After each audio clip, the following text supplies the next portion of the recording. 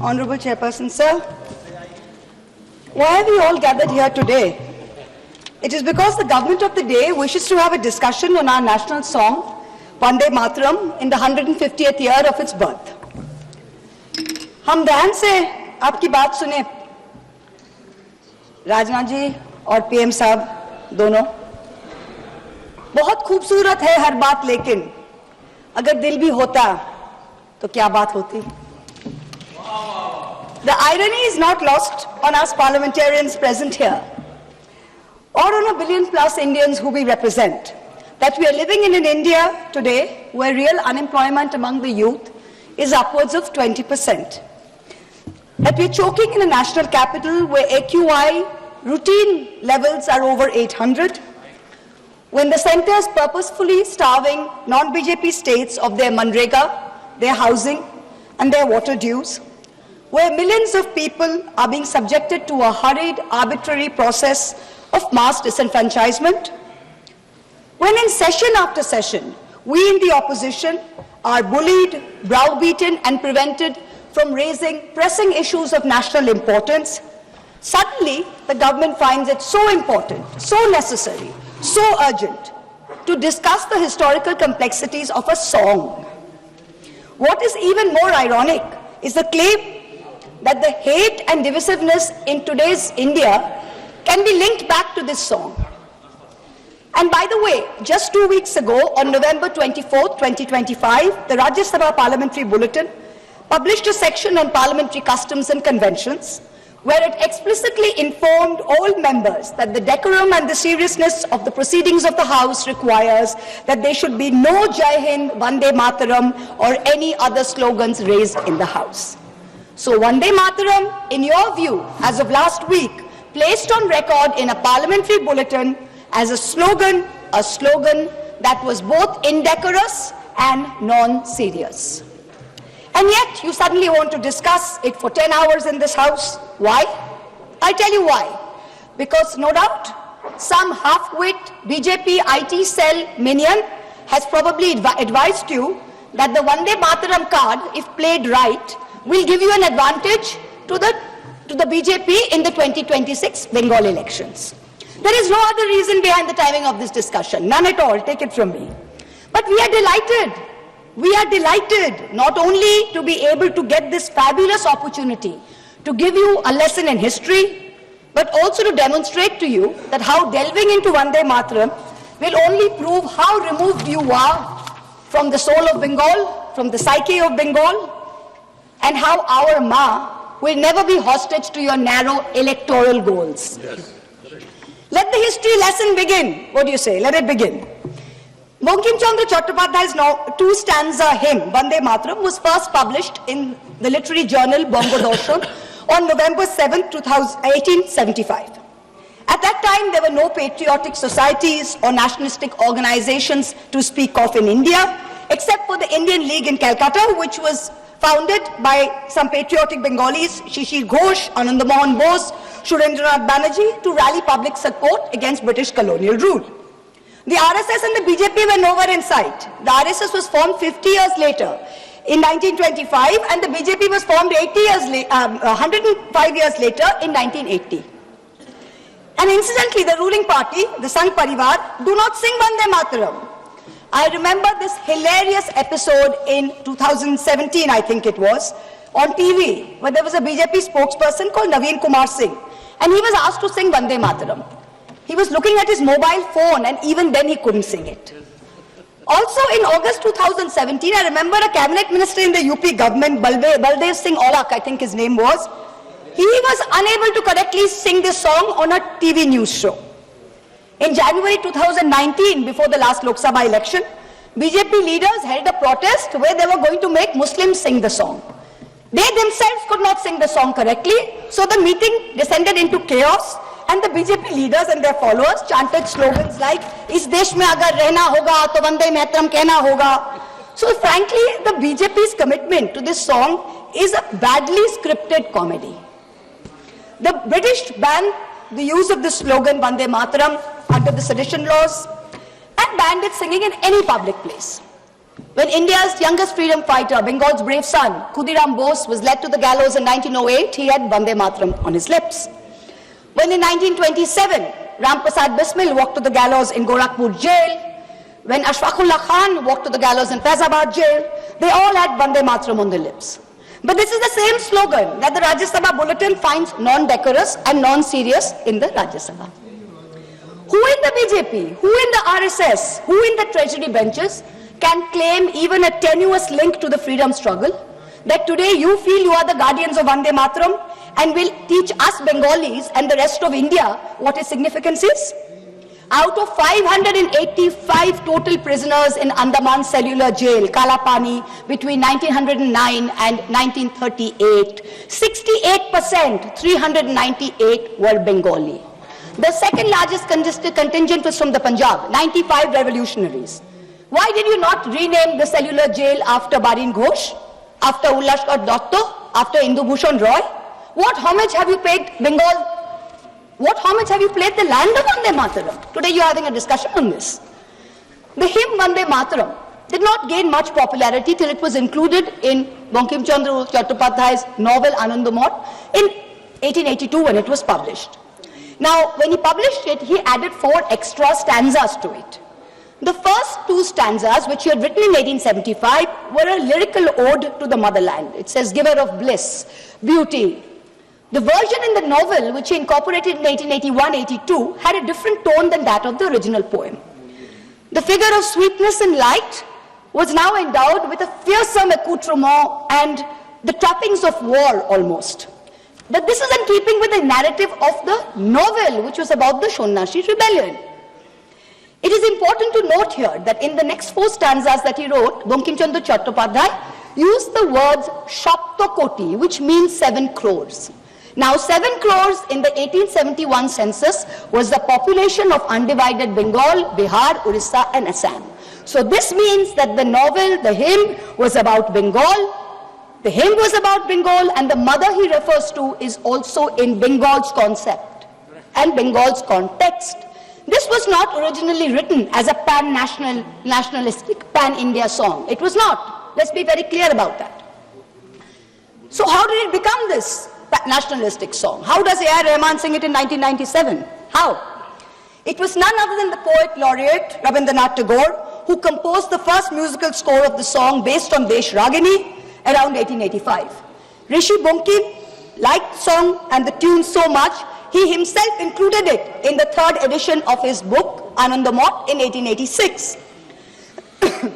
Tagore in 1937 writes to Nehru, and he writes to Nehru that the privilege of originally setting its first stanza to the tune was mine. When the author was still alive, Bankim died in 1894. He says, I set it to tune while Bankim was still alive. And I was the first person to sing it. So Tagore was the first person to sing it publicly before a public gathering of the Calcutta Congress in 1896.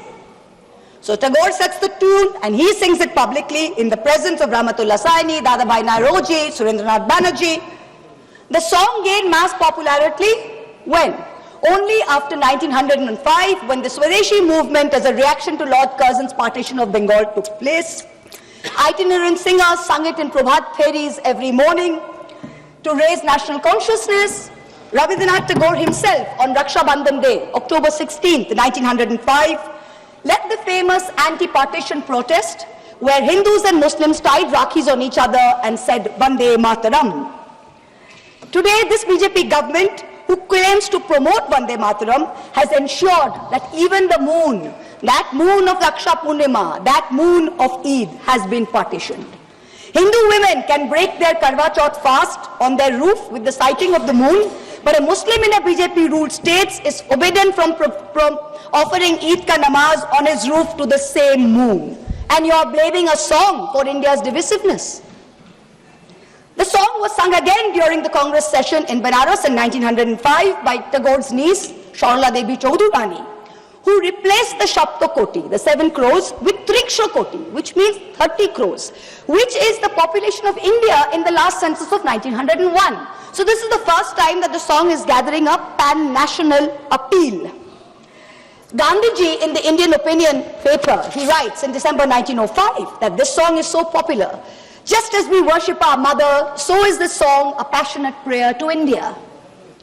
Tagore continued to use the refrain Vande Mataram almost as a slogan in some of his own songs.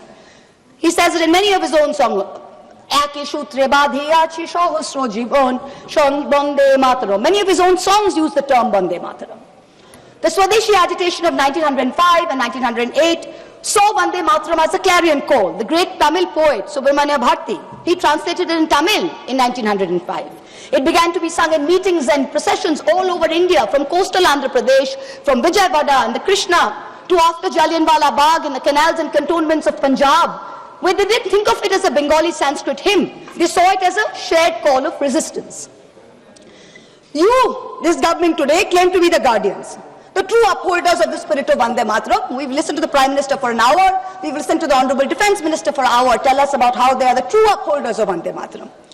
So let me, as a true Bengali, as a proud Bengali, speak for 10 koti Bengalis today, who you call Bangladeshis, who you call Rohingyas. You harass us on the streets, in colonies. You throw us out when we are pregnant across the border. I'm going to dissect the song stanza by stanza and demonstrate how you are butchering both the spirit and the soul of Vande Mataram far more than any 1937 resolution ever did. Sujalang Sufalang Balayaja Shitalang Shushasamlang Mataram. What do we have here? What have you done on your watch? Sujalang, beautiful abundant water. Over 70% of India's surface water is undrinkable today. India ranks 120 out of 122 countries in the Water Quality Index. 21 major cities, including Delhi and Bangalore, are expected to deplete their groundwater reserves by 2030. And yet, in the face of this data, the government is cutting the Jal Jeevan Mission money to all the states. Bengal itself is owed 3,000 crores in Jal Jeevan Mission money. This is what you are doing for Sujalang. Malayaja Shitalang, the cool, fresh air. This is a joke. The AQI in the national capital today is between 800 and 1,000 routinely. Our children are choking. The elderly are dying. You know what the centre has done? The centre has exempted 78% of thermal power plants from installing key anti-polluting systems. The Environment Ministry has spent less than 1% of its 858 crore pollution fund in 24-25. Fossil fuel-driven pollution claims 1.72 million lives in India, and premature mortality due to outdoor air pollution costs India $339 billion US. That's 9.5% of our GDP. That's what we are doing for Malayaja Shitala. Shoshra Shamalam, the blessed fertility of the soil. What's the government done? The Ministry of Agriculture and Farmers Welfare saw a reduction in its budget of 2.5% this year. Pradhan Mantri Fasal Bima Yojana, meant for the poorest of farmers, suffered a cut of 3,600 crores. It is estimated that 37% of India's land is affected by degradation. 2/3 of soil samples collected from India are deficient in nitrogen, phosphorus and potassium, and 85% contain too little carbon for functioning soil systems. Shuhashining, Shumodura Bhashining, sweet smile, sweet in speech. You, the ruling party, with your hate speech, routinely call for violence against Muslims and minorities. For calls from genocide in Haridwar to open threats in rallies, you use terms like vote bank, infiltrators, goosepetia, those with more children as dog whistles. You impose Hindi on us. You call Bangla a Bangladeshi language. You have unleashed the worst kind of linguistic terrorism on all of us, where people are scared to speak their mother tongue in the streets of Delhi, in the streets of Gurgaon. There is no Shumadhura Bhashining in today's BJP. Shukhodang, Borodang, Mataram, give us happiness. Today, an arbitrary, hurried exercise of your design is making the Election Commission force such work pressure that BLOs are committing suicide. And what does the Election Commission say to us? They say, oh, it's in the line of duty. They should be happy doing it. India is ranking 118 out of 147 countries in the 2025 World Happiness Report. To be a minority in India today is to be perpetually suspect, perpetually second class, and perpetually subordinate. Far from feeling happy, minorities are fearing the state instead of feeling protected by it. Tumi vidya, tumi dharma. Sir, I have 22 minutes. Only no, two speakers, 1 minute. sir. Time has extended. Okay. Already we Tumi reached. vidya, tumi dharma. Let's talk about vidya first. Honorable members, we reached already 6 o'clock. I want to know the sense of the house. If the house decides, we can go on up to the discussion is over. Time can be extended. Time extended. Now you can speak. Tumi vidya, tumi dharma. Let's talk about vidya first. Under this government, outlay for education is still at an abysmal 3.8%, far below the 6% envisaged by the NEP and far below other developed nations. Grant in aid for the All India Council of Technical Education has dropped nearly 61% in the last 2 years. The UGC's budget has been slashed by 47%. Let's take one example, Delhi University. The University of Delhi is grappling with a fund gap of 250 crores in this financial year. It needs 544 crores. The UGC has allocated just 313 crores. Tumi vidya? Doesn't seem so. Now we come to Tumi dharma. When Rishi Aurobindo translated the verses of Vande Mataram into English in Karma Yogi in 1909, he translated dharma as conduct, not religion. Here was the root of the difference between a communalistic and a nationalistic interpretation and the political use of Vande Mataram as a song, as a war cry. It's not a communalistic interpretation. It is a nationalistic interpretation, and Rishi Bonkim's hymn Dharma signifies conduct. And for a ruling party, for a prime minister, it should not just be Dharma, it should be Raj Dharma. I cannot help but remind this House of the late Prime Minister Atal Bihari Vajpayee, who in March 2002, when asked what a certain Chief Minister ought to do, famously said, Raj Dharm ka palan kare. Raj Dharm, Raja ke liye, Shasak ke liye. Praja praja mein bhed nahi ho sakta. Na janam ke aadhar pe, na jati ke aadhar par, na sampraday ke aadhar par. Hand on heart, tell this House, is the government fulfilling its dharma? No. Bahute tumi ma shakti, hridaye tumi ma bhakti. Rishi Bonkim said, faith should be in your heart and strength should be in your arms. This government instead has moved faith into its arms. You have made bahute bhakti with your brute force, with your majority, and you're bulldozing your way into the national secular fabric. And your heart is weak because our enemies are striking again and again. And yet we are letting a president of a third country proudly proclaim over and over again that he blackmailed India into accepting a ceasefire. Omolang otulang, without a stain, without compare. Where has the government brought us today? Let me compare across some major global indices since 2014. The UN's report says inequality reduces India's Human Development Index by 31%, one of the highest losses in the region. The World Press Freedom Index, India fell from 140 in 2014 to 141 today. On the World Economic Forum's Global Gender Gap Index, India went from 114 in 2014 to 131 today. Most important, on the Global Hunger Index, which measures child malnutrition, India used to rank 55 out of 76 in 2014. Today it ranks 102 out of 123. So we are certainly not without stain. And let me for once and for all debunk the ruling party's false claim that a truncated song is always an insult. Jana Gana Mana was originally written as a Brahmo hymn in 1911 and consisted of 5 stanzas. It was called Bharato Bhaggo Vidhata. Remember that the Brahmo Samaj was formed by Raja Ram Mohan Roy, and this is the same Raja Ram Mohan Roy that the Madhya Pradesh Higher Education Minister Inder Singh Parmar called a British agent, a dalal, working for religious conversion. If your party's man is calling Raja Ram Mohan Roy a dalal, I wonder what kind of higher education he can be responsible for. Jana Gana Mana is also a truncated song. Of the 5 stanzas, only the first stanza is sung as a national anthem. The second stanza says, Ahoro tumi aubhan, aubhan procharito shunito abo udaro bani, Hindu, Bauddha, Sikh, Jain, Paroshik, Musalman, Christiani. This means something relatively simple. Tagore addresses Bharat Bhagya Vidhata, the maker of India's destiny. And here is a verse whose restoration would need a strong symbol, a strong gesture against divisiveness. But you're not bringing a resolution to bring that in. You're talking about what religious context you can view Vande Mataram in. And this is where you've made the biggest mistake, Mr. Prime Minister. You ignited this entire debate as a distraction to take away from your government's failings, which I have demonstrated using the song's lyrics as a key. But you do not stop there. One of the chief spokespersons of the BJP, a fellow MP here, went one stop further and said that this truncation was done at Nehru's behest. He said he had learned this by reading a book by the historian Sachiv Bhattacharya. Mr. Chairperson, sir, there is no such book. There is no historian called Sachiv Bhattacharya who has written a book on the history of Vande Mataram. He does not exist. He does not exist, except in the fertile manure that constitutes the MP's imagination. There is a historian who has written a book about Vande Mataram and his name is Shobboshachi Bhattacharya, not Sachiv Bhattacharya. The BJP dare not refer to this book because if they do, they would have to admit that this very specific book says that the identity of the man who suggested that Vande Mataram be sung in a shortened version so as not to provoke divisive action is not Nehru. It is not Bose, it is Kavi Guru Rabindranath Tagore. So let's set the record straight. Bhattacharya is clear.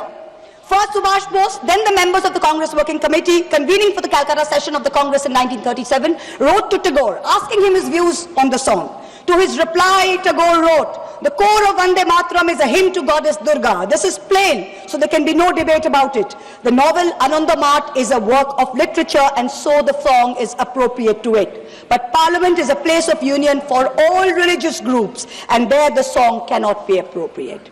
On October 26, 1937, 3 days prior to the session, Gurudev wrote again to Nehru on this issue. And so he, with a special relation to Vande Mataram, suggested that the first two stanzas should be adopted and his letter profoundly influenced the resolution. Please. Last para, sir. Last para. Please. Rishi Bunking was a highly complex mind and Anandamath was not his final word on communal history. His last novel, Sitaram, imagines a Hindu realm founded by a heroic and idealistic king who defeats his Muslim adversaries. However, he comes to embody and exceed all the evil attributed to Muslim and all his Hindu associates abandon him. So if you have the guts to get into the issue, target the man who very wisely edited the song. It was neither Nehru nor Bose, it was Rabindranath Tagore. Come, if you have the courage to withstand truth, come. Fight an election in Bengal in 2026 by saying that Tagore was responsible for dividing India. Let us see where that takes you. Tagore is the one who sang Vande Mataram publicly. He anchored it to our conscience of our nation. It was Bengal's clarion call. It is no jumla that the BJP can expropriate before an election. You try it and you will see what its consequences are. 10 crore Bengalis will rise, 20 crore arms to teach you the real meaning of Vande Mataram. Vande Mataram. Subscribe to One India and never miss an update. Download the One India app now.